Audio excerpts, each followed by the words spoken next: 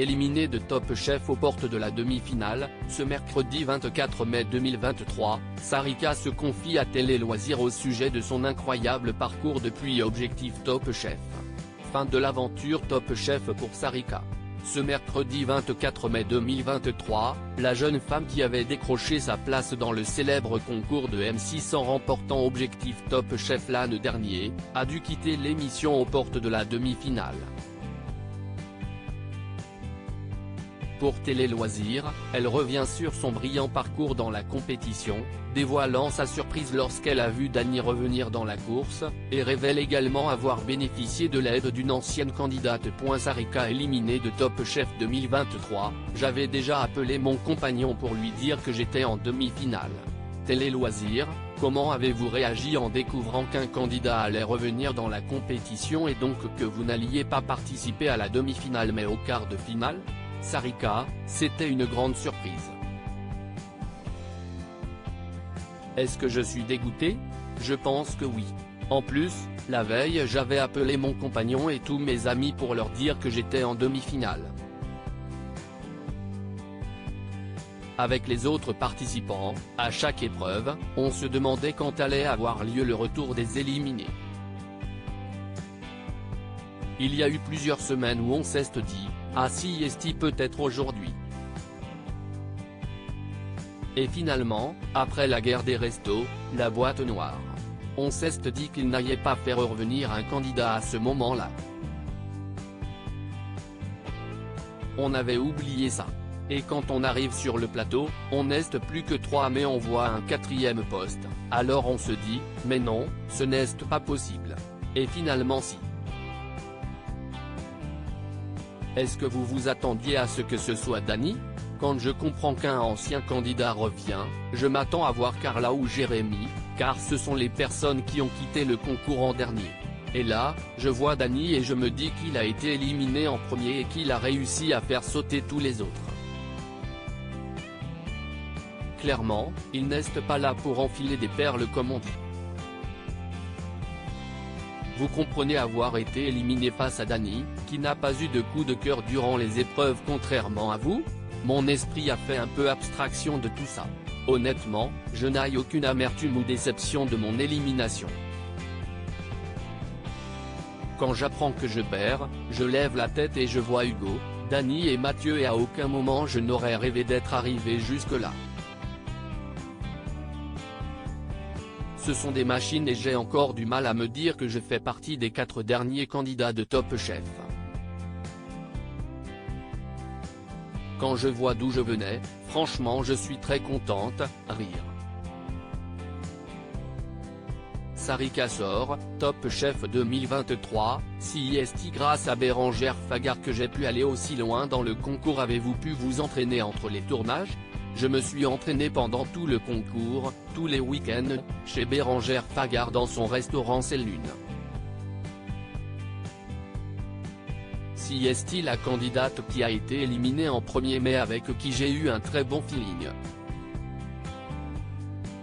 Si est en partie grâce à elle que j'ai pu aller aussi loin dans le concours. Je ne connaissais personne à Paris, donc je n'avais pas l'opportunité d'aller m'entraîner dans une cuisine. Très vite, elle m'a expliqué que son restaurant était fermé le dimanche, c'était chouette, car j'ai pu y cuisiner tranquillement. Elle n'habitait pas loin de l'hôtel où on était hébergé et tous les samedis et dimanches matin elle me déposait les clés, j'y allais toute seule et je passais ma journée là-bas.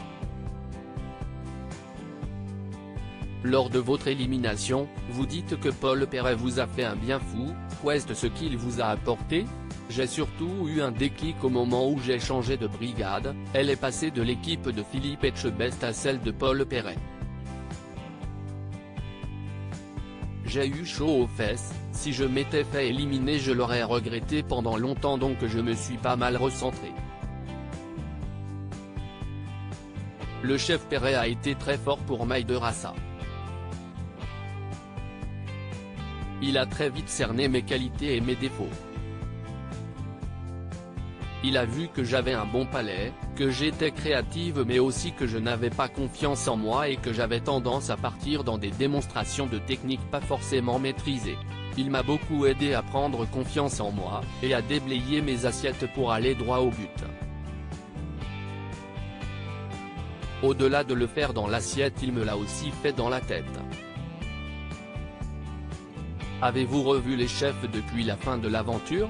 J'ai recroisé le chef Philippe Etchebest car il était de passage sur l'île pour un concert. Il aime bien recontacter et prendre des nouvelles de ses anciens candidats régulièrement.